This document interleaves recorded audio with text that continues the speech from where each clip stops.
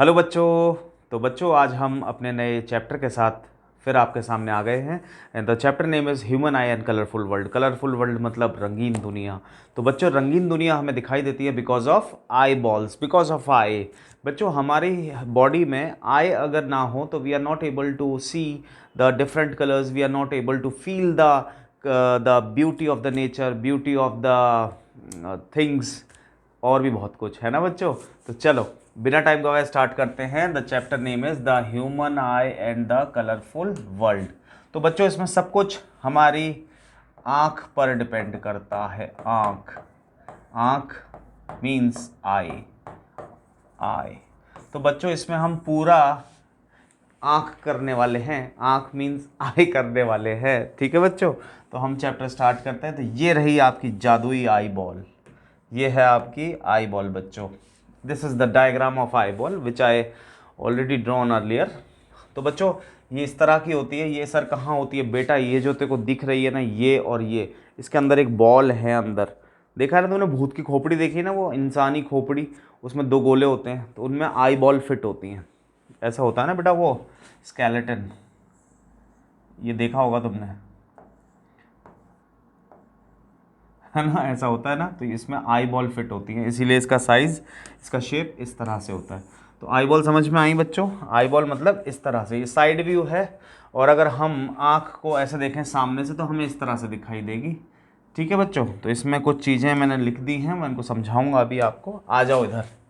तो बच्चों सबसे पहले आँख का सामने वाला हिस्सा जो ये होता है, इसको हम बोलते हैं बच्चों, that is called cornea. Cornea means this is the front part of the eye, है ना, मेम्ब्रेन। फिर उसके पीछे बेटा, ये जब सामने से देखेंगे तो ये डार्क ब्लैक दिखता है, ये वाला पोर्शन अपने को दिखता है ना बच्चों, ये ब्लैक पोर्शन पूरा, that black portion side way देखेंगे तो हमें ऐसा दिखेगा। इसको हम बोलते हैं बच्चों आइरिस, ठीक है सर। बीच में बेटा एक डार्क ब्लैक पोर्शन होता है, डार्क ब्लैक, ये वाला भी ब्लैक होता है बट इससे भी ज़्यादा होता है ना, ठीक है। तो उसको हम बोलते हैं बेटा प्यूपिल। अच्छा, सब क्या क्या करते हैं वो सब बताने वाला हूँ बेटा। हमारी आईज में कौन सा लेंस होता है? Convex lens. और ये किसका बना होता है बेटा? कांच का नहीं बना होता, ये बायो सेल्स का बना होता है, यानी बॉडी सेल्स का ही बना होता है, ऑप्टिकल सेल्स कह लो बच्चों। इस लेंस को जो पकड़ के रखती है दोनों तरफ, वो होती है सिलियरी मसल्स, हर तरफ से बेटा। ये 3D डायग्राम है ना, मतलब सामने से देखें अगर ये लेंस है तो इधर भी, इधर भी, इधर भी, इधर भी, इधर भी, इधर भी, ऐसे। बट अगर हम साइड वे से देखेंगे तो सिर्फ हमें ऊपर और नीचे ही दिखेंगी। और बच्चों यहाँ पर ये ऑप्टिक नर्व, ये होती है ऑप्टिक नर्व जो कि ब्रेन तक जा रही होती है सिग्नल्स को लेकर, इसको हम बोलते हैं ऑप्टिक नर्व। और जहाँ ये आई बॉल से रिलीज होती है, मतलब आई बॉल से निकल कर जाती है, उस पॉइंट को क्या बोल देते हैं बच्चों? Blind spot. और जहाँ पर इमेज बनती है, यानी यहाँ से लेके यहाँ तक के ये पूरे रीजन पर जो इमेज बनती है उसको क्या बोल देते हैं प्यारे बच्चों? रेटिना, ठीक है। और इसमें क्या होता है? एक फ्लूइड, जेली लाइक फ्लूइड भरा होता है जिसको हम बोल देते हैं विट्रेस ह्यूमर, जो कि लेंस और रेटिना के बीच में होता है। और लेंस और कॉर्निया के जो बीच में होता है उसको बोल देते हैं बच्चों, हमने लिखा है यहाँ पर एक्वस ह्यूमर, ठीक है बच्चों। अच्छा, अब इनका काम क्या होता है? ये विट्रस ह्यूमर और ये एक्वस ह्यूमर बेटा एक काम करते हैं, ये आई लेंस को अपनी पोजीशन में लाने का काम करते हैं। द मीनिंग इज कि जैसे मान लो इस तरह से पंच पड़ जाए आँख पे, तो आँख का लेंस पीछे चला जाएगा। तो ये ना स्पंज की तरह काम करते हैं। आई लेंस पीछे गया तो ये फिर एक्सपेंड होते हैं और वापस आई लेंस को कहाँ ले आते हैं? अपनी जगह। तो बेटा ये जेली लाइक यानी शॉक एब्जॉर्बिंग फ्लूइड होते हैं। बेसिकली क्या होते हैं? These are called shock absorbing fluids. Basically fluid क्या होता है सर, ये बता दो पहले तो। मैं बता देता हूँ बच्चों। फ्लूइड मतलब होता है प्यारे बच्चों, fluid is a combined name of liquid and gas. Liquid हो या गैस हो, इनको हम कंबाइंडली क्या बोल सकते हैं? फ्लूइड। तो यहाँ पर सिर्फ लिक्विड की बात हो रही है, गैस की बात नहीं हो रही, ठीक है बच्चों।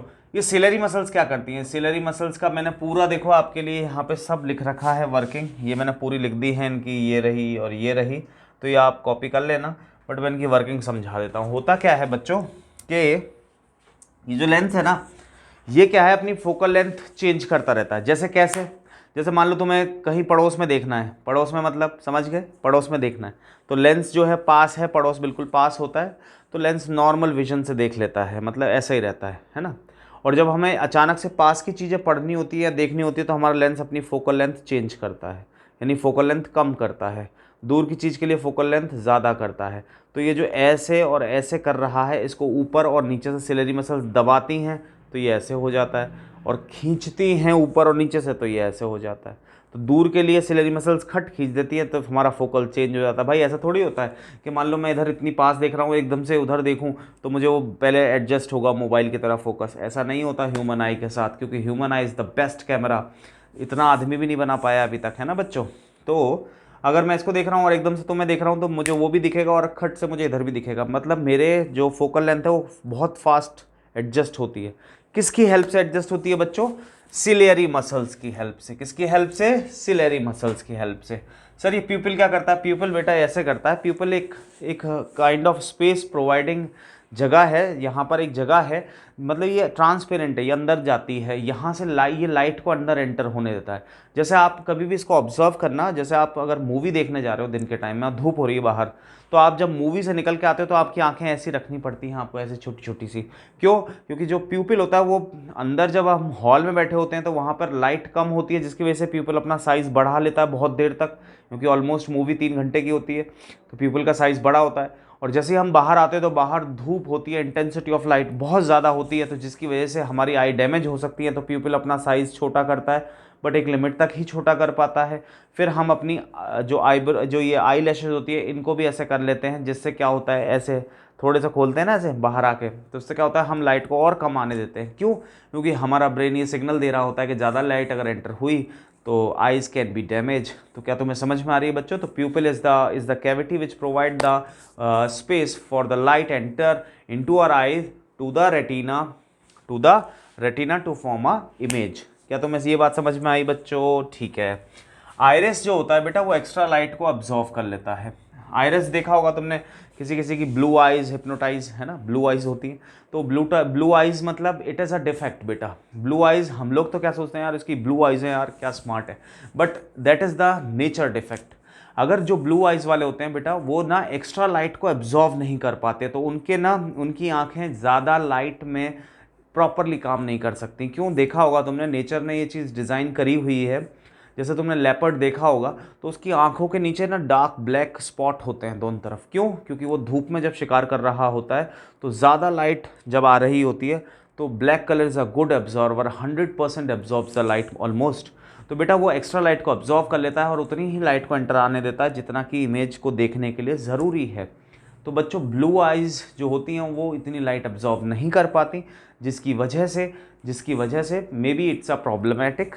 समझ रहे हो? तो ब्लैक आइज़ जो होती हैं वो परफेक्टली एक्स्ट्रा लाइट को एब्जॉर्व कर लेती हैं, तो the person can see the objects easily in a bright light. समझ में आ रही बात? अच्छा, अब बात करते हैं, मैंने आइरिस समझा दिया, प्यूपिल समझा दिया, ये कॉन्वेक्स लेंस होता है बच्चों, और जो इमेज बनती है रेटिना पे जो इमेज बनती है बच्चों वो कैसी बनती है प्यारे बच्चों?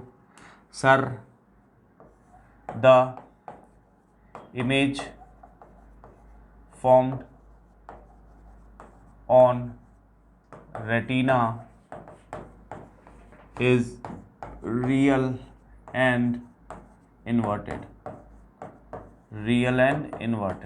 रेटिना पर जो इमेज बनती है बच्चों वो रियल और इन्वर्टेड बनती है, और फिर हमारा ब्रेन इस इमेज को कलेक्ट करता है और ऑप्टिक नर्व्स के थ्रू हमारा ब्रेन इस ऑप्टिक नर्व के थ्रू सिग्नल ट्रांसमिट करता है और उसको रियल और वर्चुअल में करेक्ट कर देता है, मतलब उसको इरेक्ट कर देता है, हमें उल्टी इमेज बनती है। और बच्चों रेटिना में 2 तरह के सेल होते हैं, मैं अगले पेज पे बता दूं, यहाँ पर है ना बेटा। रेटिना जो होता है ना बच्चों, रेटिना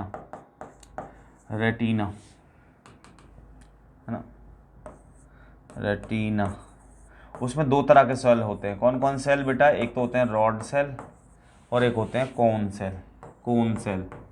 एक तो होते हैं रॉड सेल और एक होते हैं कोन सेल। रॉड सेल क्या होते हैं बेटा? जैसे मतलब rod cell the cells which looks like a rod, मतलब बहुत छोटी छोटी सी रॉड जैसी लगती है जब हम माइक्रोस्कोप से देखते हैं, है ना बच्चों। और रॉड सेल क्या करते हैं बच्चों? They are light sensitive light sensitive cell. ये लाइट सेंसिटिव होते हैं बच्चों, ये लाइट को लेकर सेंस करते हैं, मतलब कम लाइट ज़्यादा लाइट उसको एब्जॉर्ब करते हैं।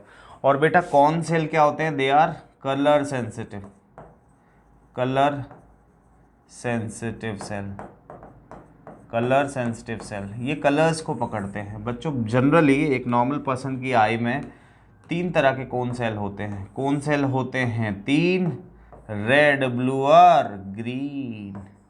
रेड, ब्लू और ग्रीन। वाह क्या लाइन बनी।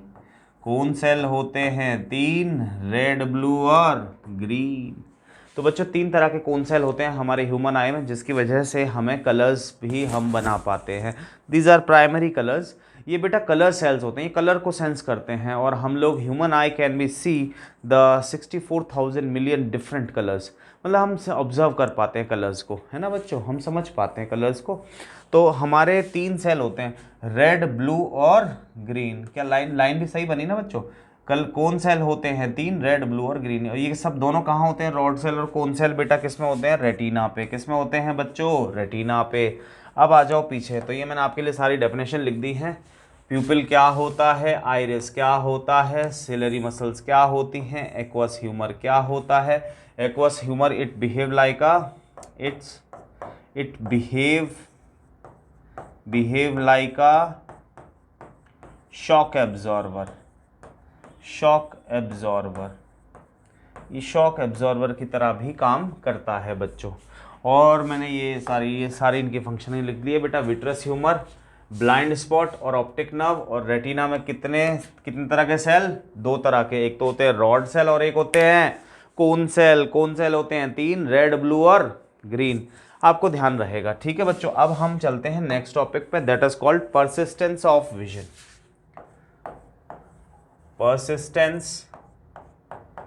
परसिस्टेंस ऑफ विजन, ये क्या है सर? अभी बताता हूँ बेटा। Persistence of vision is a inability of human I.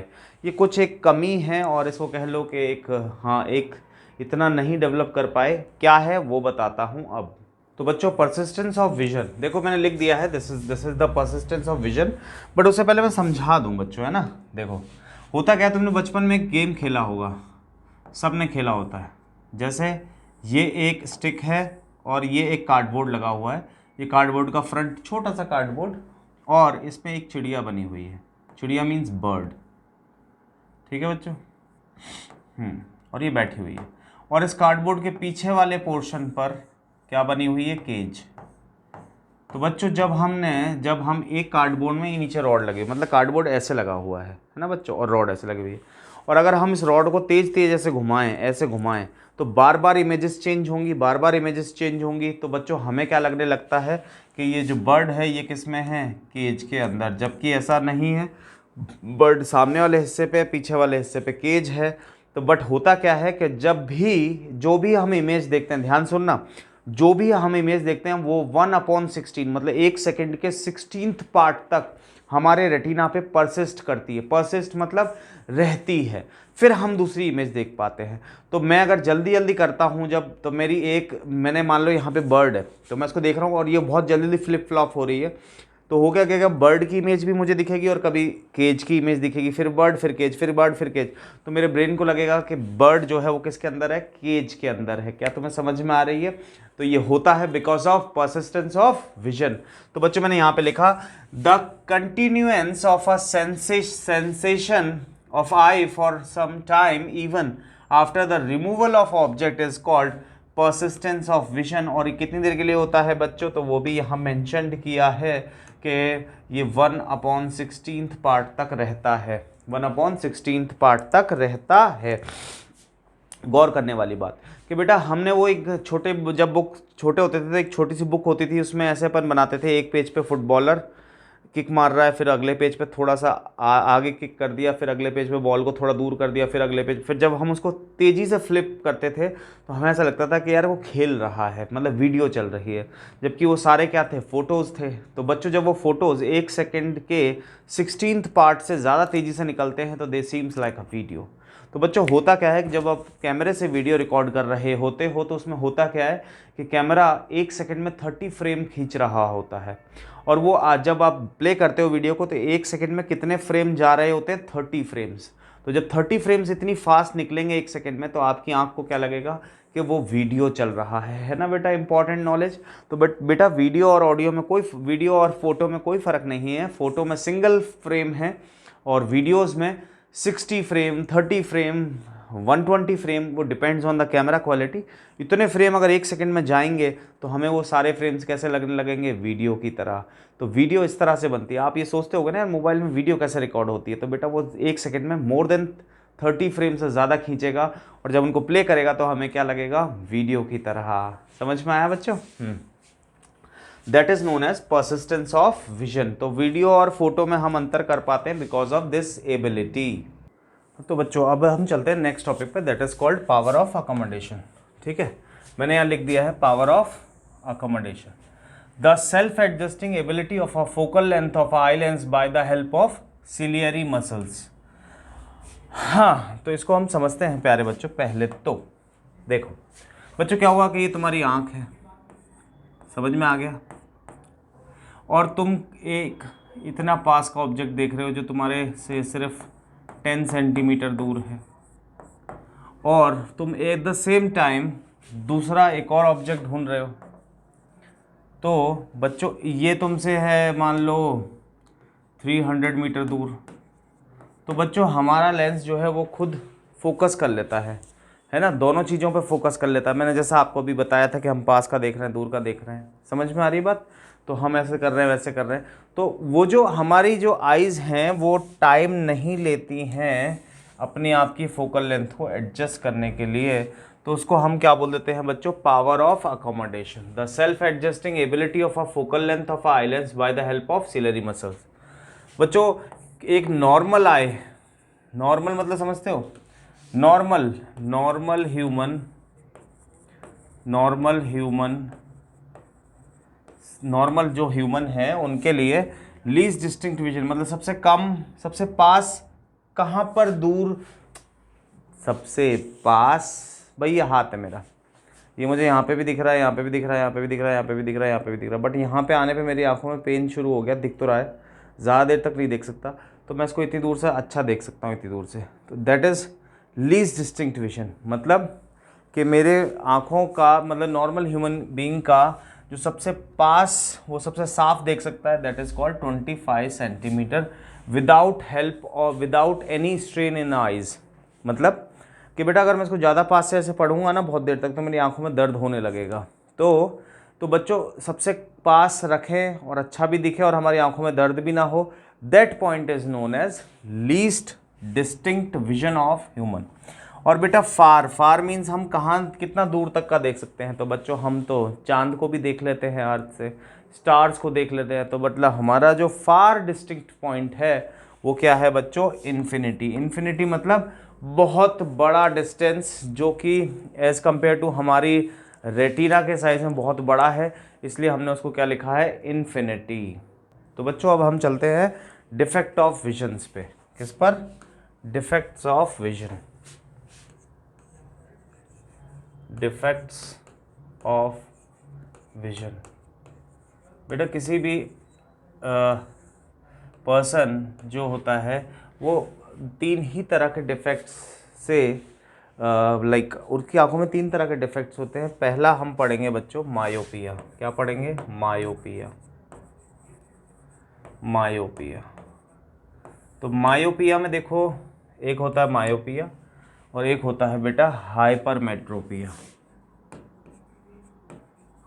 Hypermetropia, एक होता है मायोपिया और एक होता है हाइपरमेट्रोपिया। बेटा मायोपिया क्या होता है? मायोपिया मतलब दूर की दिक्कत, याद करने के लिए। और बेटा हाइपरमेट्रोपिया पास की दिक्कत।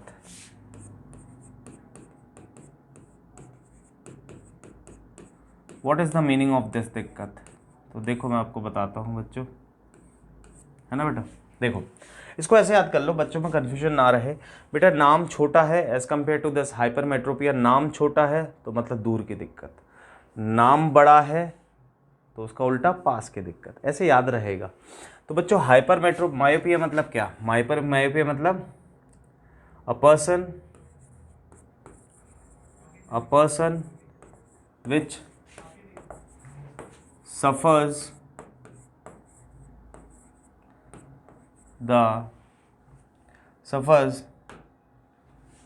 unable to see far objects clearly is called myopic eye। मतलब ये समझ लो कि जिसको दूर का ना दिखे, क्लियर बेटा, है ना, क्लियर, तो उसको हम बोलेंगे मायोपिया हो रखा है। और हाइपरमेट्रोपिया मतलब a person unable to see nearer objects clearly is called hypermetropia।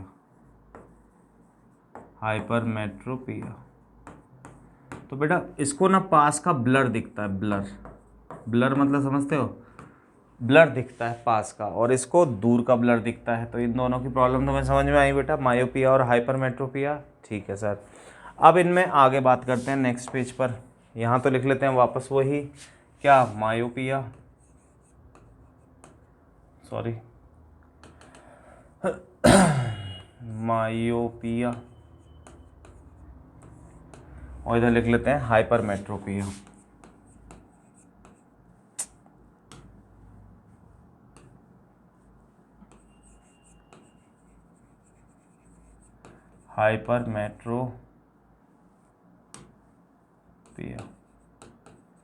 तो मतलब क्या होगा बेटा कि मायोपिया मतलब दूर की दिक्कत और हाइपरमेट्रोपिया मतलब पास की दिक्कत। तो बच्चों इसमें करेक्शन कैसे करते हैं, तो इसमें करेक्शन किया जाता है बाय कॉनकेव लेंस। कौन सा लेंस लगाकर, कॉनकेव लेंस लगाकर हम मायोपिया को करेक्ट करते हैं। कैसे करेक्ट करते हैं वो अब अगले स्टेप में बताऊंगा। और बेटा हाइपरमेट्रोपिया को करेक्ट कैसे किया जाता है, बाय कॉन्वेक्स लेंस लगाकर हाइपरमेट्रोपिया को करेक्ट किया जाता है। देखो कैसे बेटा, नॉर्मल आई ऐसी होगी, अब थोड़ी छोटी आई बॉल बनाएंगे, है ना बच्चों। यहाँ होता है कॉन्वेक्स लेंस आँख में, तो होता क्या है कि जब दूर से वो आती है, इमेजेस आती हैं, मतलब रेज आती हैं, तो बच्चों क्या करता है कि कॉनकेव लेंस मतलब कैसा लेंस होता है बच्चों, डाइवर्जिंग। कैसा होता है,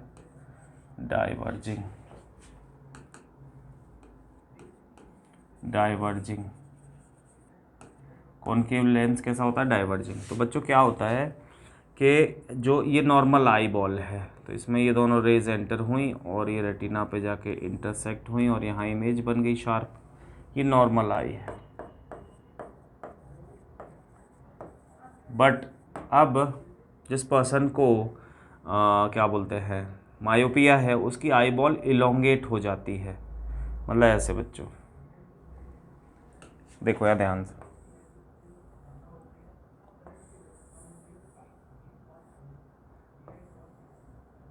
ये तो असली में इसका आई बॉल यहाँ थी, ये डॉटेड लाइन, और अब इलोंगेट हो गई है, पीछे चली गई है due to the cell division, due to the extra enlargement of eye ball. तो ये डिफेक्ट है बेटा, ये डिजीज़ नहीं है, क्या है, ये डिफेक्ट।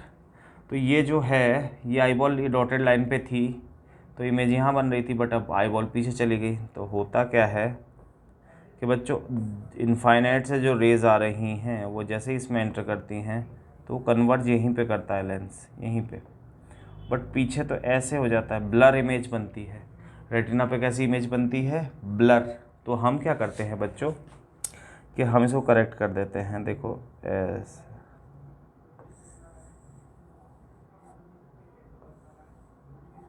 दिखाई दे रहा है बच्चों, ये तुम्हारा लेंस, ये तुम्हारी ओरिजिनल जगह जहाँ होना चाहिए था। तो हम क्या लगाते हैं, इधर कॉनकेव लेंस लगाते हैं।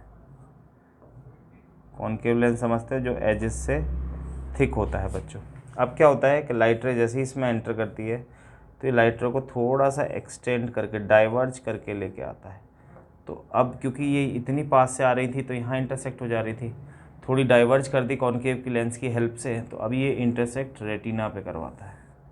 कहाँ करवाता है बच्चों, रेटिना पे, यानी इस तरह से।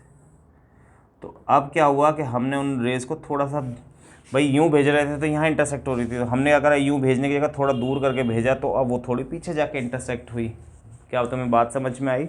तो इस तरह से हम बेटा मायोपिक आई का डिफेक्ट को दूर करते हैं इस तरह से। तो इसमें क्या होता है, इसका कॉज मैं आगे लिखूँगा कि कारण क्या होता है, बट अभी मैंने लिख दिया। वैसे तो मुझे बता दिया आपको elongation of eye ball, but फिर भी बताऊँगा। और कॉन्वेक्स लेंस की हेल्प से देखो बेटा, नॉर्मल आई ऐसी होती है, ये नॉर्मल आई है ना बच्चों, ये तुम्हारा लेंस है। तो नॉर्मल आई में तो देखो ऐसा ही बनेगा, परफेक्ट इमेज यहाँ बनती है। कहाँ बनती है, रेटिना पे। ये हो गई तुम्हारी नॉर्मल आई। आपके स्कूल में आ जाए तो बच्चों इस तरह से डायग्राम बनाने, पहला नॉर्मल बनाना, फिर बनाना बेटा विद डिफेक्ट, और फिर बनाना विद करेक्शन। 3 डायग्राम बनेंगे, ठीक है बच्चों। ऐसे ही सिमिलरली इसमें भी होगा। नॉर्मल ऐसे हो गया, अब डिफेक्ट आ जाएगा, थोड़ा ज़्यादा बड़ा हो गया।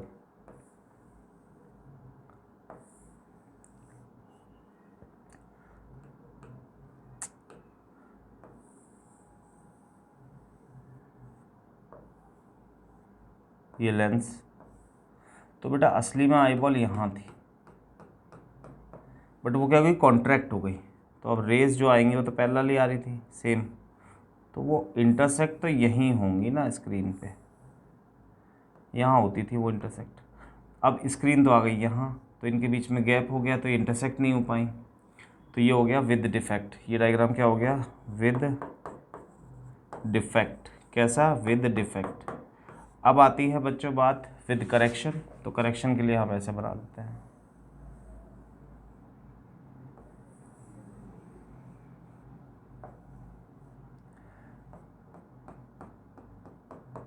ये ओरिजिनल है डॉटेड, ये आगे आ गया है ना। तो बेटा अब हमने क्या करा, कॉन्वेक्स लेंस ही लगा दिया। तो उससे क्या हुआ कि बीम थोड़ी सी पास आ गई, और ये अब जल्दी से यहीं पर क्या बोलते हैं, इसी पर रेटिना पर ही इंटरसेक्ट हो गई, ना कि पीछे। आगे आ गया तो आगे हो गई। तो ये हो गया विद करेक्शन, क्योंकि बेटा कॉन्वेक्स लेंस है तो वो कन्वर्ज कर देता है। तो भाई ज़्यादा दूर थी क्योंकि मिल पीछे रही थी, मिल कहाँ रही थी, पीछे यहाँ मिलती थी, ये मिल रही हैं। अब उनको थोड़ा आगे मिलाना था, तो हमने अगर इनको कन्वर्ज कर दिया तो अब जल्दी मिल जाएंगी। तो इसीलिए ये हो गया करेक्टेड डायग्राम। अब बेटा इसमें थोड़े से इनके कॉज भी लिख लो। तो मायोपिया का कॉज क्या होता है बच्चों, मायोपिया का कॉज होता है बच्चों due to the elongation of eye ball. Eye ball का जो इलोंगेशन हुआ है उसकी वजह से। और बेटा हाइपरमेट्रोपिया क्यों,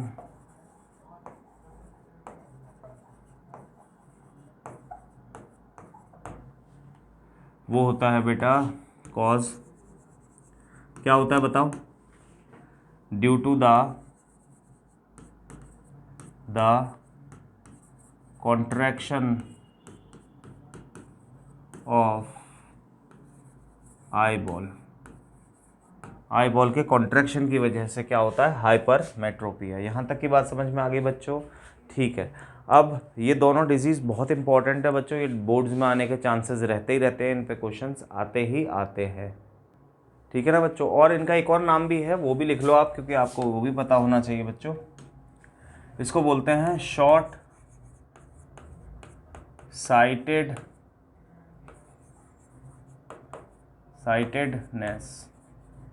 मतलब इसको शॉर्ट साइटेडनेस बोल दो या फिर मायोपिया बोल दो। और हाइपरमेट्रोपिया को बेटा फार sightedness,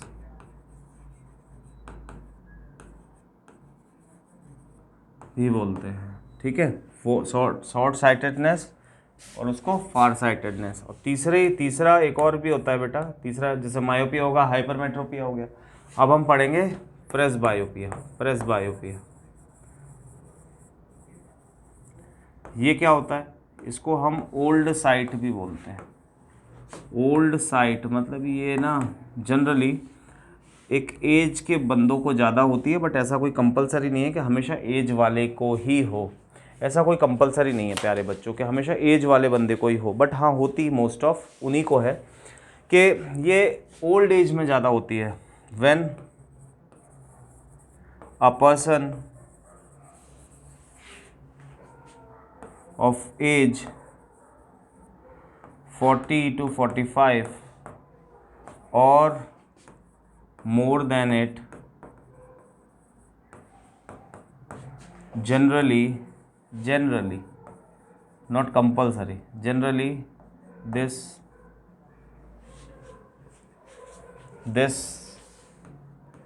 defect occurs,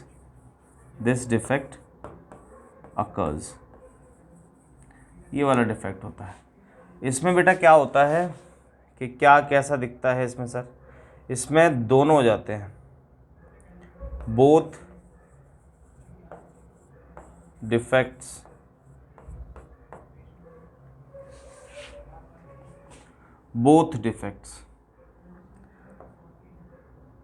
at the same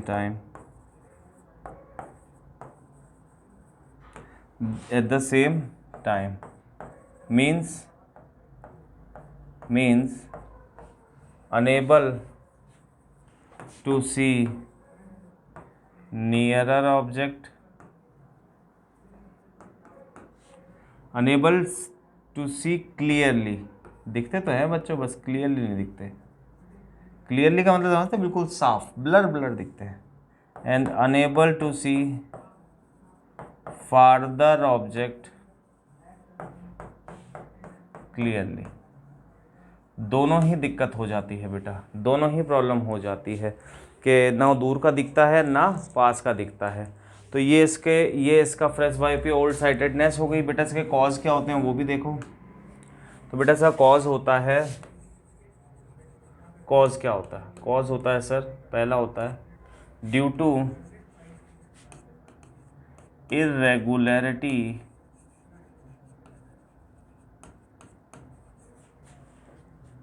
in curved surfaces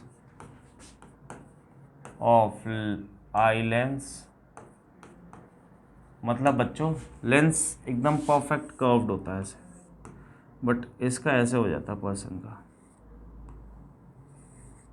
ऐसे हो जाता है। मतलब इतना भयंकर नहीं, बट ये एटॉमिक लेवल पे बात हो रही है बच्चों, सेल लेवल पे बात हो रही है, तो बहुत छोटा, तो इरेगुलरिटीज आ जाती है। तो एक तो ये होता है, और दूसरा due to the weakening of ciliary muscles,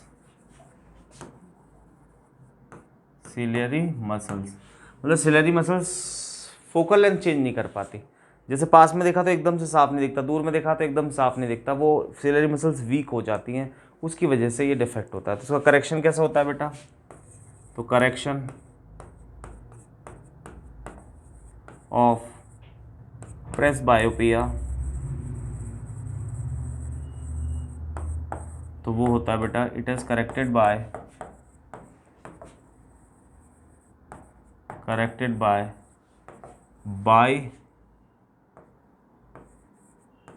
focal, एक second, corrected by focal lens. Bifocal का मतलब होता है बच्चों दोनों के concave and convex, concave and convex at the same time. कैसे वो बताता हूँ। चश्मा ऐसे बनता है इनका, जैसे चश्मे का ये एक पार्ट है,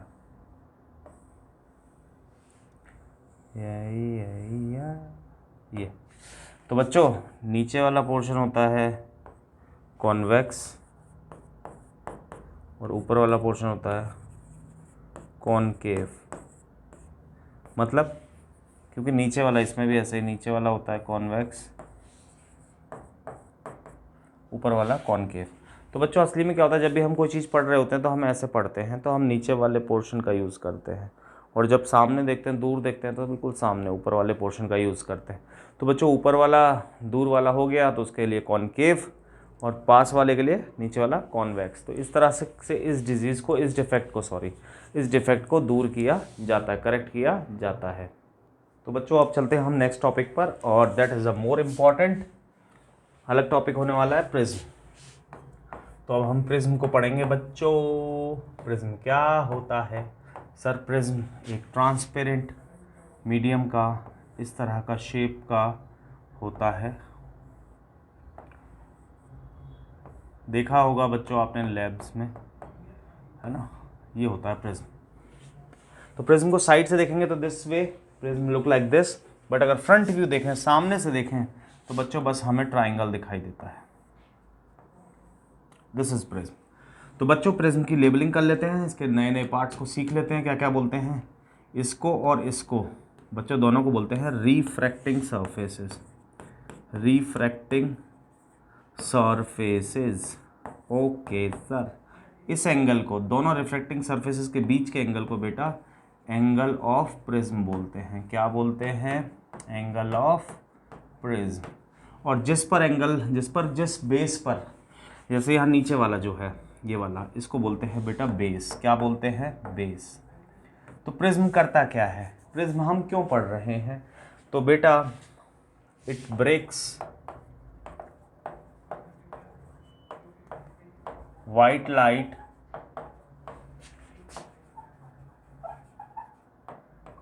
into 7 colors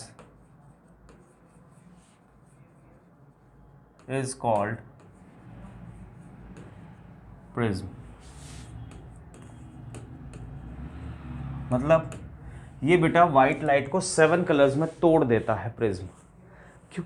अगर हम ग्लास स्लैब रख लें ऐसे, जिसके दोनों फेसेस पैरेलल हैं, तो यहाँ से अगर वाइट लाइट गई तो यहाँ से भी हमें वाइट लाइट ही मिलेगी। बट अगर इसके दोनों फेसेस को किसी एंगल पर ऐसे रख दें, मतलब इसको और इसको हटा दें, तो बच्चों अब जो वाइट लाइट है वो फिर 7 कलर्स में ब्रेक होने लगेगी। क्यों? क्योंकि ये भी तो प्रिज्म बन गया। देखो इसको जोड़ दो और इसको आगे बढ़ा दो, तो it seems like a prism. क्या तुम्हें समझ में आई बच्चों? तो प्रिज्म क्या क्यों पढ़ रहे हैं बेटा? ये बेसिकली वाइट लाइट को 7 कलर्स में ब्रेक करता है, इसकी एबिलिटी है। अच्छा सर, अब आगे बताओ। तो आगे देखो बच्चों, यस, तो प्रिज्म के बारे में थोड़ी और चर्चा कर लेते हैं। पहले आता है बेटा angle of deviation. Angle of, पहले प्रिज्म लिख देता हूँ, चलो। एंगल ऑफ प्रिज्म, इसको रिप्रेजेंट करते हैं बाय अ लेटर ए। क्या होता है sir? It is the angle, sorry writing थोड़ी सी, it is the angle between two refracting surfaces is called angle of prism। एक चीज़ तो ये क्लियर हो गई। फिर आता है बेटा एक और टर्म आती है एंगल ऑफ डेविएशन। सर ये क्या होता है? अभी बताता हूँ बेटा। इसको हम रिप्रेजेंट करते हैं बाय अ लेटर डेल। इसका नाम क्या है? डेल। क्या होता है सर? अभी बताता हूँ, पहले समझाता हूँ फिर लिख दूँगा। ठीक है बेटा? Yes sir. देखो ऐसे, ये रहा प्रिज्म, ध्यान से देखना बच्चों। This is the prism and this is known as angle of prism. अब मान लो यहाँ से आई वाइट लाइट, ये ऐसे इंसिडेंट हुई, तो बेटा हमें यहाँ पे नॉर्मल ड्रॉ करनी पड़ेगी क्योंकि रिफ्रैक्शन होगा। अब क्या होगा कि ये प्रिज्म क्या है, वाइट लाइट को 7 कलर्स में ब्रेक कर देगा। रेड कलर जो है वो सबसे कम बेंड होगा, फिर येलो थोड़ा ज़्यादा, फिर असली में बेटा वाइट लाइट पे कितने कलर होते हैं, विबग्योर। कितने कलर होते हैं, विबग्योर। विबग्योर मतलब violet, indigo, blue, green, yellow, orange, red. तो बच्चों ऑरेंज मेरे पास ये रहा, ऑरेंज इसके बीच में कहीं, फिर येलो, फिर ग्रीन आता है बच्चों, बार बार लेना पड़ रहा है ग्रीन, फिर ब्लू, ब्लू ये ले लेते हैं, फिर बेटा इंडिगो, इंडिगो ब्लू से जैसा ही होता है, ये रहा इंडिगो, लो ये रहा, और फिर आता है वॉयलेट। वॉयलेट हमारे पास है नहीं तो हम यही ले लेते हैं। तो बेटा इस तरह से प्रिज्म क्या करता है, ऐसे करके 7 कलर्स में ब्रेक कर देता है। इस 7 कलर बैंड को, इसको हम बोलते हैं बेटा, क्या बोलते हैं, स्पेक्ट्रम। क्या बोलते हैं, स्पेक्ट्रम। स्पेक्ट्रम क्या बोलते हैं प्यारे बच्चों, spectrum. This 7 colour band is known as spectrum. And the what is the meaning of angle of minimum deviation? So now we discuss this. This is a prism बच्चों, and the white light incident on this face, and we draw a normal here. ध्यान से सुनना बेटा, ये important है। वो तो हो गया डिस्पर्ज स्पेक्ट्रम। और बेटा इस तरह से वाइट लाइट को 7 कलर में, देखो वाइट लाइट आई थी, वाइट लाइट, वाइट लाइट, और उसको किस में को तोड़ दिया, 7 कलर में, तो उसको बोलते हैं डिस्पर्जन। डिस्पर्जन, डिस्पर्जन, डिस्पर्जन का मतलब होता है ब्रेकिंग ऑफ वाइट लाइट। मैंने लिख दिया था क्या, नहीं लिखा था, शायद पीछे लिखा था, I think so. It breaks, yes, तो मैं यहाँ भी लिख देता हूँ बेटा, breaking of white light into 7 colours is called dispersion, is called dispersion। तो बच्चों डिस्पर्जन और स्पेक्ट्रम दोनों का मतलब तुम्हें पता चल गया। अब हम इस पे आ रहे हैं बच्चों एंगल ऑफ मिनिमम डेविएशन पर। सो नाउ इसको देखते हैं बेटा। अब ये क्या हुआ कि बिकॉज दिस इज प्रिज्म, तो बेटा इसने बेंड कर दी, डेविएट कर दी। सर क्यों कर दी, ये हो गया एंगल ऑफ इंसिडेंस बच्चों, ये हो गया एंगल ऑफ रिफ्रैक्शन। इसने ऐसे बेंड करी, फिर यहाँ पे एक और नॉर्मल हमने ड्रॉ करी बच्चों, और इसने अवे कर दिया। क्यों, क्योंकि एयर में जा रही है, ये ग्लास है, तो आपने इससे पहले वाला चैप्टर पढ़ाई है, जब डेंसर से रेयर में जाएगी तो away from the normal. This is called angle of emergence. This is again refraction. इस फेस पे बात करेंगे तो ये एंगल ऑफ इंसिडेंस, ये एंगल ऑफ रिफ्रैक्शन। इस फेस पे बात करेंगे तो ये एंगल ऑफ इंसिडेंस, ये रिफ्रैक्शन, है ना बच्चों। अब सुनना ध्यान से, एंगल ऑफ डेविएशन क्या होता है। अगर ये प्रिज्म नहीं होता तो light goes like this, green line में, बट क्योंकि ये प्रिज्म है, क्योंकि ये प्रिज्म है, तो लाइट ऐसे गई।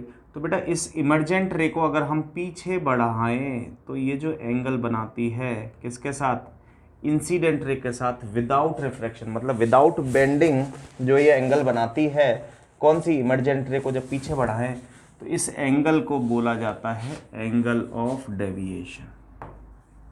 Angle of deviation. क्या तुम्हें समझ में आया बच्चों। और एंगल ऑफ डेविएशन किससे रिप्रेजेंट किया जाता है, by a letter del. This is known as angle of deviation. तो अब इसको हम लिखना चाहें तो लिख भी सकते हैं बेटा, कैसे, the angle subtended by incident ray without refraction, without refraction and extend emergent ray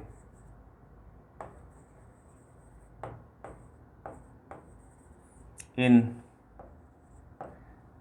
back direction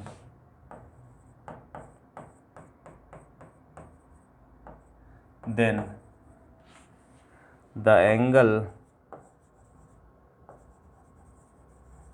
of intersection of these lines is called angle of deviation. Angle of deviation. This is known as angle of deviation. तो I hope बच्चों तुम्हें समझ में आया होगा, हर चीज़ को note करते जाओ बच्चों। अब हम चलते हैं रिकॉम्बिनेशन पर, next concept.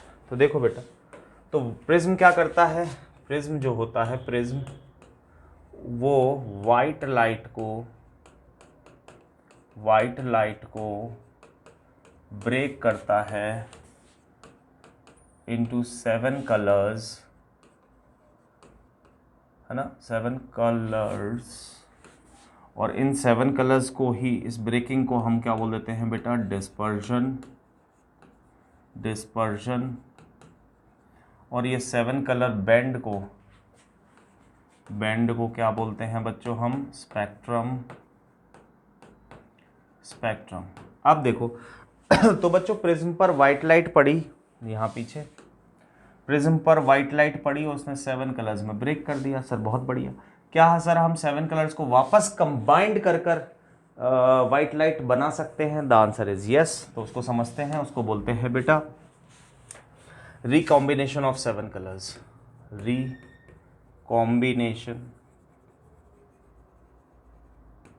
Recombination of 7 colours कैसे कर सकते हैं बच्चों, ध्यान से देखो। तो एक प्रिज्म आपने ऐसे लगाया, ठीक है, और दूसरा प्रिज्म बेटा ऐसे लगा दो। तो अब क्या होगा कि यहाँ से आई वाइट लाइट,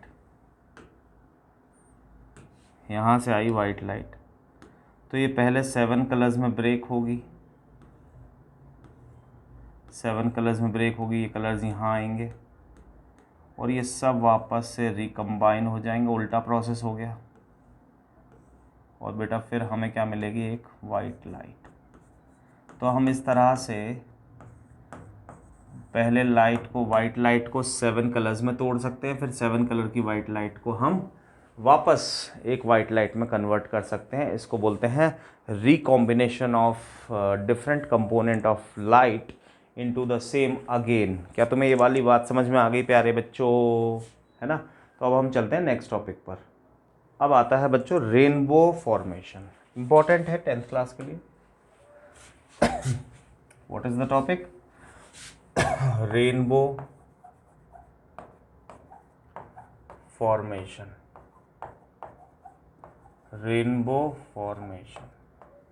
मतलब क्या होता है रेनबो फॉर्मेशन? रेनबो फॉर्मेशन मतलब इंद्रधनुष बनना। धरती पे पता है इंद्रधनुष कैसे बनता है बच्चों? जैसे ये अर्थ है, ध्यान सुनना, इधर सन है, अभी बारिश हुई है, इंद्रधनुष कब बनता है? बारिश के टाइम पर। ऐसा नहीं कि धूप में बनता है।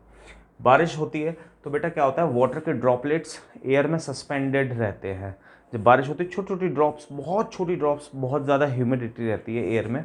तो होता क्या है बेटा कि सन, आप यहाँ खड़े हो, अर्थ के ऊपर रहते हो आप, तो मान लो सनलाइट, यहाँ की ड्रॉपलेट की बात कर रहे हैं, सनलाइट ऐसे एंटर हुई, फिर उसमें यहाँ तो रिफ्रैक्शन हुआ यहाँ पे, और यहाँ से रिफ्लेक्ट हुई और वो ऐसे करके तुम्हारी आँख में आई। तो क्या होगा कि बेटा ये droplet is behave like a prism.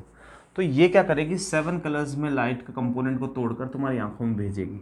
ये एक लाइट की बात है, ऐसे ऐसे कितनी ड्रॉपलेट्स होती हैं, इनफाइनाइट ड्रॉपलेट्स होती हैं, सब ऐसे भेज रही होती है, तो आपको इंद्रधनुष दिखता है। यानी सन आपके पीछे की तरफ होना चाहिए। Sun is your back side if you want to rainbow in rainy season। यानी अगर तुम इधर खड़े हो जाओ बच्चों और तुम सोचो कि तुम्हें इंद्रधनुष दिखेगा, नहीं दिखेगा। हमेशा ध्यान रखना, सन अगर पीछे की तरफ है तो हमें इंद्रधनुष सामने दिखेगा।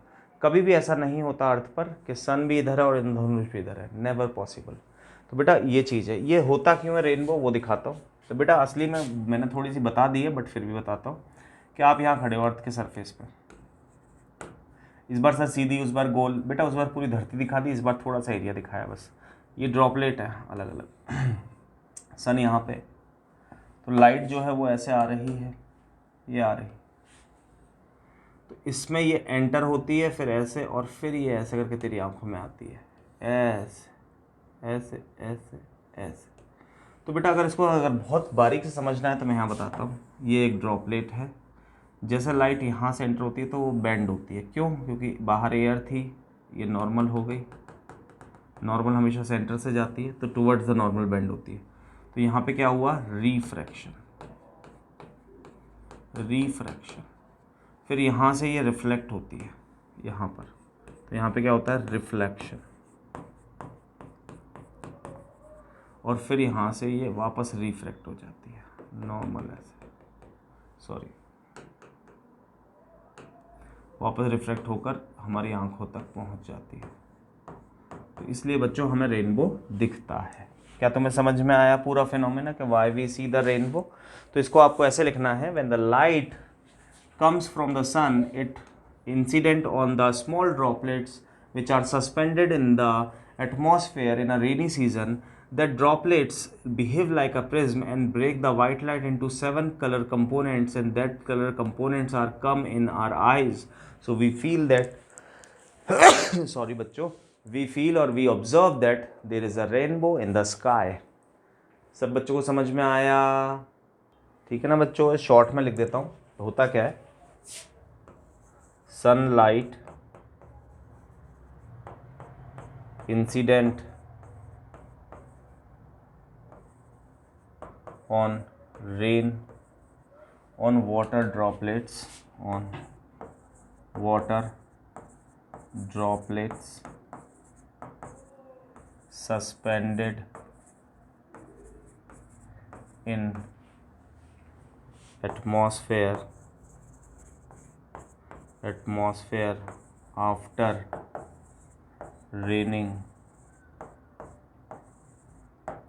These droplets behaves like a prism, break it into 7 colors. Due to that, we are able to see rainbow. It's only seems when your back is towards sun.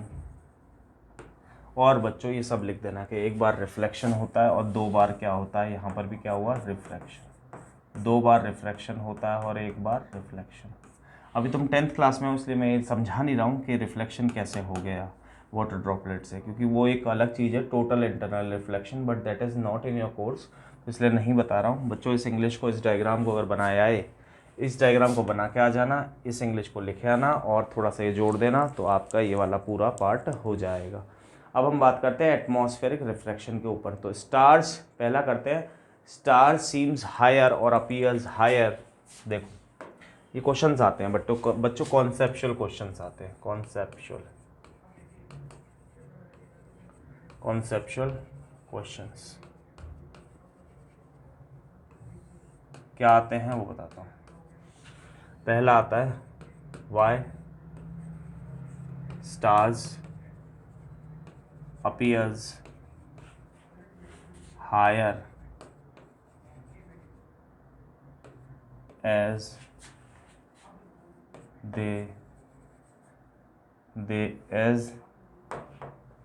why stars appear higher compare to their actual position। मतलब जहाँ असली में होते हैं हमें उससे ऊपर ही दिखते हैं। इसके पीछे का रीज़न समझना, ताकि तुम्हें समझ में आएगा। ये सब फिनोमेनाज किसके ऊपर है? एटमॉस्फेरिक रिफ्रैक्शन के ऊपर। किसके ऊपर है? All the phenomenas are based on atmospheric refraction. Atmospheric refraction, सब के सब। तो देखो होता क्या है बच्चों, ये तुम्हारी अर्थ है, ध्यान सुनना, यहाँ तुम हो, तो बेटा तुम्हारे अर्थ की डेंसिटी जो है, ये एटमॉस्फेयर की डेंसिटी, वो जैसे जैसे हम ऊपर जाते जाते हैं डेंसिटी डिक्रीजेस। जैसे जैसे हम अर्थ के सरफेस से ऊपर जाएंगे, डेंसिटी ऑफ एटमॉस्फेयर डिक्रीजेस, मतलब डेंसिटी डिक्रीज होती है, और ऊपर से नीचे जाएंगे तो बढ़ेगी। अब स्टार असली में यहाँ है, तो लाइट ऐसे आई, तो बेटा यहाँ पर नॉर्मल ड्रॉ करनी पड़ेगी, तो light towards the normal bend होगी, क्योंकि डेंसिटी बढ़ती जा रही है। और मान लो कि तुम भी यहीं खड़े हो, सर हमें तो यहाँ खड़ा करा था, तो यहाँ की बात अलग है, मान लो तुम भी यहीं खड़े हो, तो तुम्हें दिखा लाइट क्या हुई, ऐसे मल्टीपल रिफ्रैक्शन होते गए। क्यों होते गए? क्योंकि बेटा डेंसिटी बढ़ती गई, रेयर से डेंसर, जब इससे इसमें आई तो ये रेयरर ये डेंसर, जब इससे इसमें आई तो ये रेयरर ये डेंसर, तो light towards the normal bend होती गई और तुम्हें आँख में पहुँची। और तुम्हें क्या अपीयर होता है कि स्टार्स तो यहाँ पर है असली में, क्योंकि तुम्हारा दिमाग कहता है कि light travels in a straight line, तो तुम्हें स्टार यहाँ दिखता है। तो ये जो दिखता है नहीं, यहाँ दिखता है, इसको बोलते हैं बेटा एपरेंट पोजीशन। क्या बोलते हैं बच्चों? Apparent position. तो star seems higher, why? Because the apparent position seems higher as the actual, this is actual position. तो बच्चों अब जो भी एटमॉस्फेरिक रिफ्रैक्शन के एप्लीकेशन आए उसमें ध्यान रखना, ऊपर से नीचे जाओगे अर्थ की तरफ, ये अर्थ है, तो बेटा डेंसिटी ऑफ एटमॉस्फेयर बढ़ेगी, और नीचे से ऊपर जाओगे तो घटेगी। तो इसका आंसर हमें ये लिखना है, तो मैं शॉर्ट में लिख देता हूँ, when light enters in atmosphere from stars,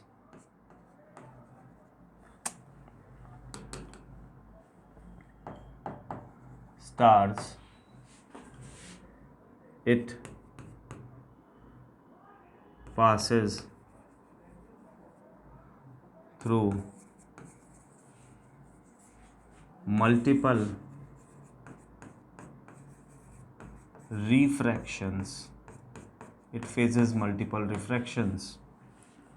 Due to that, it starts bending towards the normal,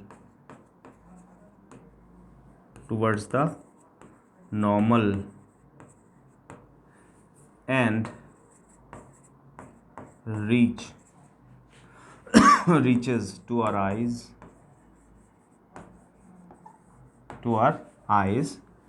तो बच्चों we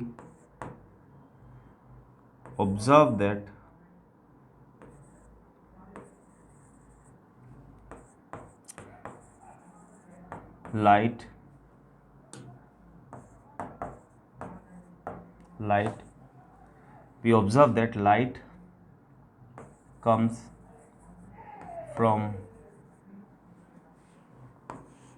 straight path. Due to that stars appears higher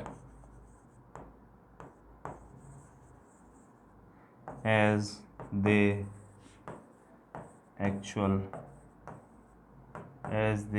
actual position। क्या तुम्हें समझ में आ गया बेटा? तो और भी इसमें लिखा जा सकता है, जो मैंने पूरा समझाया, इस वीडियो को एक बार और चला लो और फिर उसमें और सारी चीज़ें लिखी जा सकती हैं। तो बच्चों अब इसमें एक और एप्लीकेशन है, एक और क्वेश्चन आता है, बहुत सारे क्वेश्चन आते हैं, अब तुम्हें ध्यान रखना है। एक आता है advanced sunrise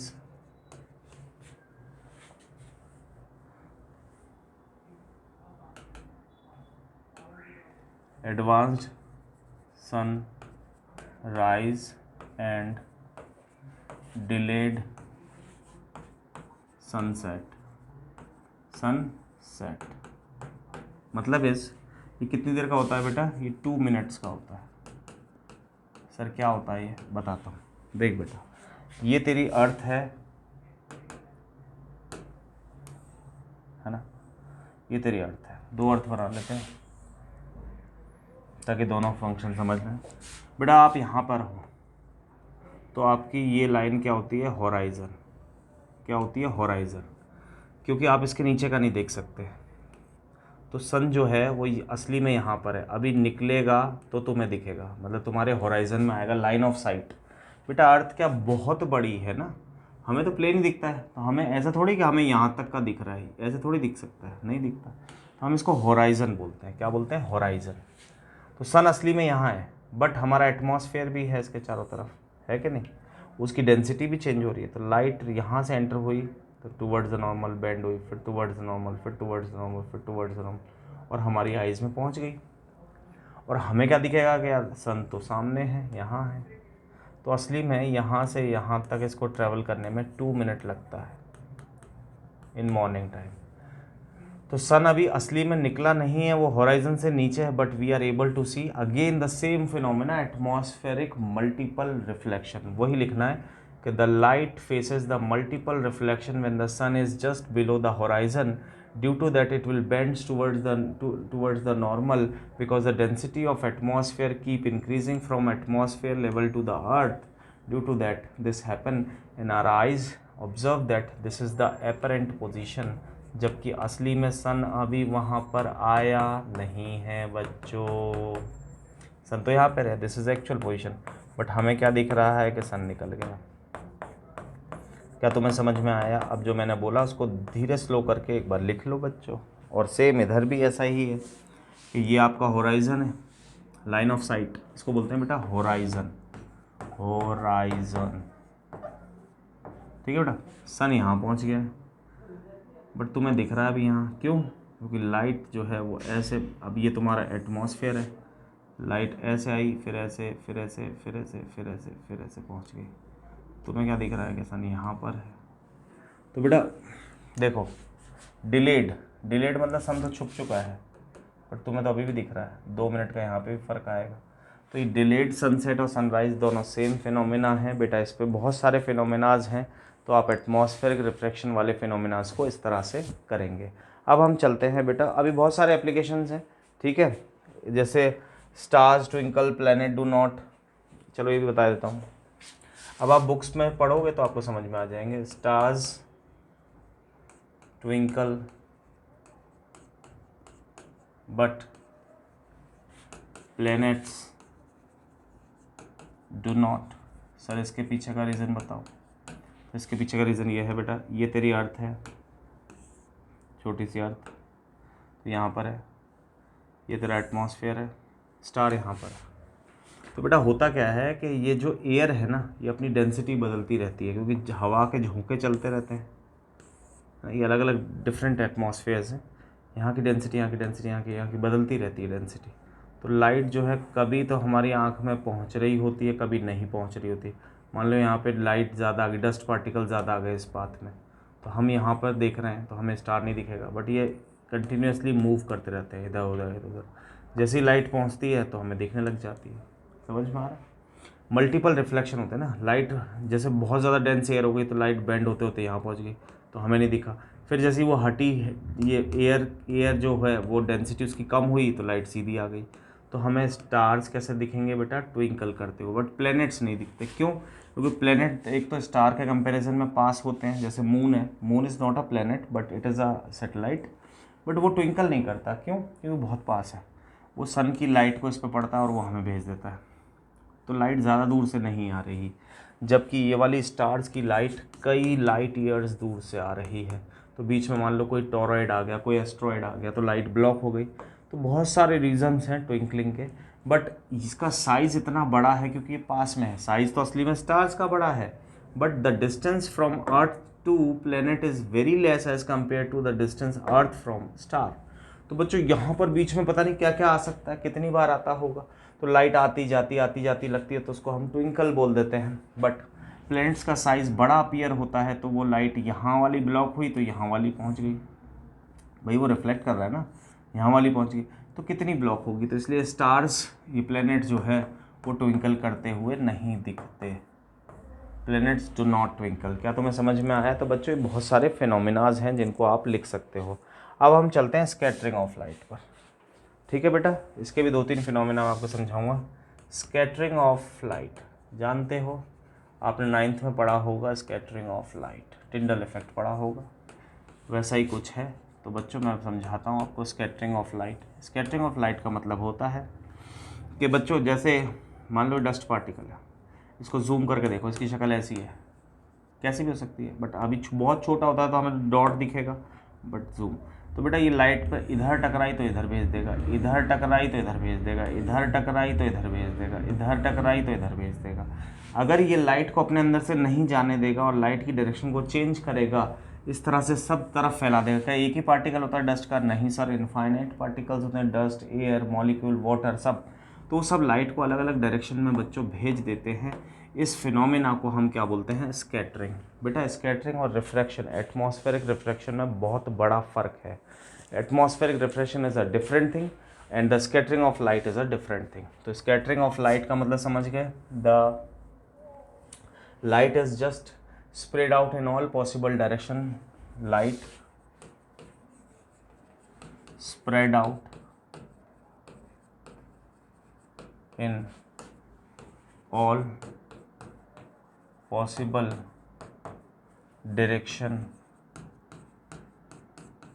directions when they pass through a tiny opaque का मतलब होता है बेटा छोटे छोटे dust particles, tiny opaque medium. तो वो लाइट को हर पॉसिबल डायरेक्शन में स्कैटर्ड कर देते हैं। इसको क्या बोलते हैं हम? Scattering of light. तो बच्चों इसी पर एक स्कैटरिंग ऑफ लाइट पर एक लॉ दिया था, that is called Rayleigh law. Rayleigh law. तो बेटा इनके नाम से दिया गया था ये। और देखो रे जो वर्ड बना ना लाइट का, वो इन्हीं के नाम से बना है, आगे का RAY, रे। क्योंकि इन्होंने ही खोज करी थी तो इन्होंने एक लॉ दिया, this is called scattering law also. तो इन I is inversely proportional to lambda to the power 4। That is very very important बच्चों।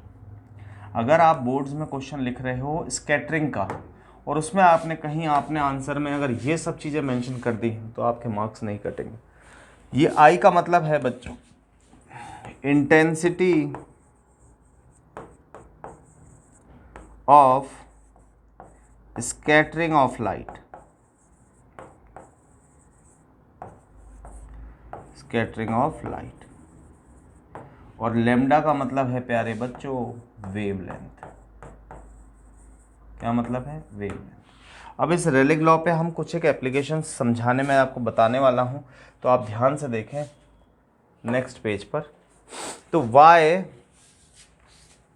अब देखो क्वेश्चन, ये मान लो ये क्वेश्चन आ गया, वाई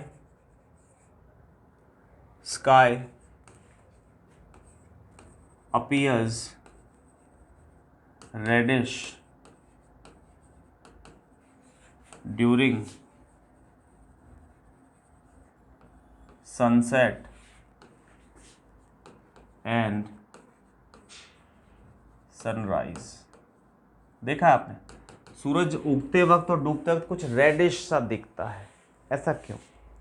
तो बेटा इसको समझना होगा हमें इसी चीज़ से कि हमें why this sun appears reddish during sunset and sunrise. तो बेटा इसको समझने के लिए पहले तुम्हें थोड़ा सा लाइट के बारे में पढ़ना होगा। विबग्योर, विबग्योर जानते हो? हाँ sir, violet, indigo, blue, green, yellow, orange, red. इसकी वेवलेंथ होती है बेटा 400 नैनोमीटर से लेके रेड की होती है 700 नैनोमीटर, बुक्स में कई 790 भी लिखा होता है, 800 के अप्रोक्स। तो जैसे जैसे ऊपर से नीचे जाते जाएंगे वेवलेंथ बढ़ती है और फ्रीक्वेंसी घटती है। ध्यान रखना ये रिलेशन है, न्यू इज़ द फ्रीक्वेंसी। कैसे आया सर? ये ऐसे आता है बेटा, v is equals to nu lambda. तो v अगर वेलोसिटी ऑफ लाइट अगर कांस्टेंट है तो जो फ्रीक्वेंसी होती है वो डायरेक्टली प्रोपोर्शनल होती है वेवलेंथ के। ये चीज़ें समझनी पड़ेंगी। तो जैसे जैसे हम नीचे जाते जाएंगे रेड कलर की वेवलेंथ सबसे ज़्यादा, वॉयलेट कलर की वेवलेंथ सबसे कम। तो अब इस चीज़ को समझते हैं कि इसका मतलब क्या हुआ इसमें। देखो बेटा, ये होती है अर्थ, और सनसेट और सनराइज़ में होराइज़न ये होता है आपका, होराइज़न समझ गए? हाँ, सनसेट होने वाला मीन्स यहाँ पर है, और एटमॉस्फेयर बेटा ऐसा होता है अर्थ के चारों तरफ, है ना। ध्यान समझना बच्चों, लॉजिक समझोगे जब आएगा समझ में, ऐसे नहीं। तो लाइट जब ऐसे एंटर होती है तो बेटा उसको इतना चलना पड़ता है, मान लो तुम अगर यहाँ हो तो, और लाइट अगर दिन में सूरज जब यहाँ होता है तो लाइट सीधी आती है। तो जब वो इतनी, देखो इस वक्त वो इतनी चली नून में, क्योंकि सूरज हमारे सर के ऊपर ही होता है, और इवनिंग में इतनी ज़्यादा चली, तो बेटा ड्यू टू दिस कितनी सारे डस्ट पार्टिकल, इतने सारे डस्ट पार्टिकल बीच में, इतनी सारी गैसेस, तो स्कैटरिंग बहुत ज़्यादा हो जाती है। तो रेलिग लॉ ये कहते थे कि intensity of scattering is inversely proportional to lambda to the power 4। मतलब वेवलेंथ जितनी ज़्यादा होगी वो उतना कम स्कैटर्ड होगा। इंपॉर्टेंट, वेवलेंथ जितनी ज़्यादा होगी वो उतना कम फैलेगा, रायता कम फैलाएगा, है ना बच्चों। तो होता क्या है, वॉयलेट की वेवलेंथ कम है तो वॉयलेट सारा बिखर जाता है इधर अलग अलग डायरेक्शन में, इंडिगो, ग्रीन यहाँ तक सब बिखर जाते हैं। ऑलमोस्ट येलो, ऑरेंज, रेड ही, क्योंकि इनकी वेवलेंथ बहुत ज़्यादा है, तो ये तो टू द पावर 4 है, तो और ज़्यादा हो गई, तो इंटेंसिटी ऑफ स्कैटरिंग क्या हो जाएगी प्यारे बच्चों? कम। तो ये कम बिखरते हैं और हमारी आँख तक पहुँचते हैं, तो हमें क्या लगता है कि जो स्काई है एटमॉस्फेयर वाला, ये कैसा लग रहा है? रेडिश। बट इन द नून, जब नून होता है तो हमें नहीं लगता रेडिश। क्यों? क्योंकि ऑलमोस्ट डिस्टेंस कम चलना पड़ा लाइट को, तो स्कैटरिंग जो हुई वो कम हुई, क्योंकि अब कम पार्टिकल से टकराई, तो ऑलमोस्ट सारे कलर पहुंच जाते हैं। तो इसीलिए यहाँ पर हमें नून में हमें वाइट दिखता है, जबकि सनसेट और सनराइज़ के वक्त हमें क्या दिखता है बच्चों? रेडिश। क्या तुम्हें समझ में आया? रेलिग लॉ को चिपका लो हर जगह, हर क्वेश्चन में रेलिग लॉ के रेस्पेक्ट में। तो तुम्हें यहाँ पर एक इम्पॉर्टेंट बात ये सीखनी है बच्चों कि दो तरह से आंसर करोगे। एक तो करोगे एटमॉस्फेरिक रिफ्रैक्शन पर, एटमॉस्फेरिक रिफ्रैक्शन, ये तुम्हें पहचानना होगा कि किस पर क्वेश्चन है। एक तो होगा एटमॉस्फेरिक रिफ्रैक्शन और एक होगा बेटा scattering of light, scattering of light. दो ही फिनोमिनास पे आप में 10th में क्वेश्चन पूछे जाएंगे। बच्चे कंफ्यूज रहते हैं कि स्कैटरिंग का कब लगाते हैं और एटमॉस्फेरिक रिफ्रैक्शन कब लगाते हैं। बेटा जैसे अपेरेंट पोजीशन ऊपर दिखी, नीचे दिखी, बड़ा दिखा, छोटा दिखा, ऑल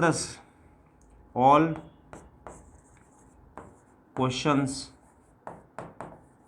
रिलेटेड टू साइज और पोजीशन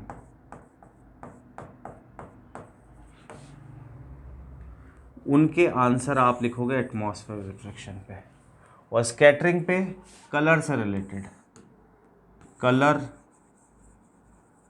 से रिलेटेड आंसर्स स्कैटरिंग पर लिखे जाएंगे। ये आ गई अपनी व्हाट्सएप वाली लैंग्वेज, जाएंगे। द मीनिंग इज कि जब भी कलर से हो ना रिलेटेड, जैसे कोई तुमसे बोल दे कि बेटा the clouds appearing white and the sky appears blue, तो स्काई अपीयर्स ब्लू, तो वो भी वही रीज़न हुआ बच्चों। मतलब बहुत सारे क्वेश्चन है, आप कितने सारे मैं आपको कराऊं, बट आप अगर आप बुक में पढ़ोगे ना तो द मेन कंसेप्ट जो मुझे था वो सिखाना था, वो सिखा दिया मैंने। अब देखो ये जैसे अर्थ है, ये एटमॉस्फेयर है प्यारे बच्चों।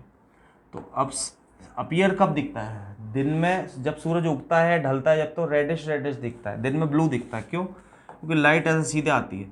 तो बेटा वॉयलेट विबग्योर होता है पैटर्न, तो बेटा इतने ब्लू कलर तक, यहाँ तक ये सारे स्कैटर्ड हो जाते हैं, इधर उधर ऐसे scattered, light scattered. Green yellow orange red पहुँच जाती है तो ये अपीयर्स लाइक अ ब्लू, अपीयर्स लाइक अ वाइट, ये हमारी आंखों में पहुँच जाती है तो हमें तो वो दिख जाता है। बट ये तीनों कलर स्कैटर्ड हुए, ये नहीं पहुँचे, ये पूरे इधर बिखर गए, इधर इधर इधर इधर। तो हुआ क्या, वॉयलेट और इंडिगो की जो लाइन होती है वो पतली होती है रेनबो में। असली में क्या होता है, वॉयलेट ऐसा होता है हल्का सा, इंडिगो उसको जस्ट पास, ब्लू थोड़ा ज़्यादा, ग्रीन थोड़ा इसके पास, येलो का रीजन बहुत ज़्यादा। रेनबो ऐसा होता है बच्चों, रेनबो देखा है ना नेचर, सारे कलर्स की स्ट्रिप्स एक जैसे साइज़ की नहीं होती। तो हुआ क्या बेटा कि ब्लू कलर स्कैटर्ड हो गया, बाकी ये सब पहुंच गए, तो इनसे हमें अपीयर हुआ वाइट लाइट की तरह, क्योंकि ये सब एक साथ पहुंचे। और ये आसमान में जो बिखरा था वो कौन सा कलर था, तीनों थे, बट वॉयलेट और इंडिगो की इंटेंसिटी कम होती है as compare to blue, blue की स्ट्रिप मोटी होती है, तो इसलिए हमें स्काई कैसा दिखने लग जाता है बच्चों, ब्लू।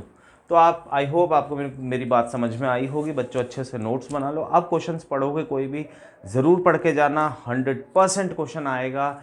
और आई होप कि मेरा लेक्चर तुम्हें समझ में आया होगा। फिर मिलते हैं बच्चों नेक्स्ट वीडियो के साथ।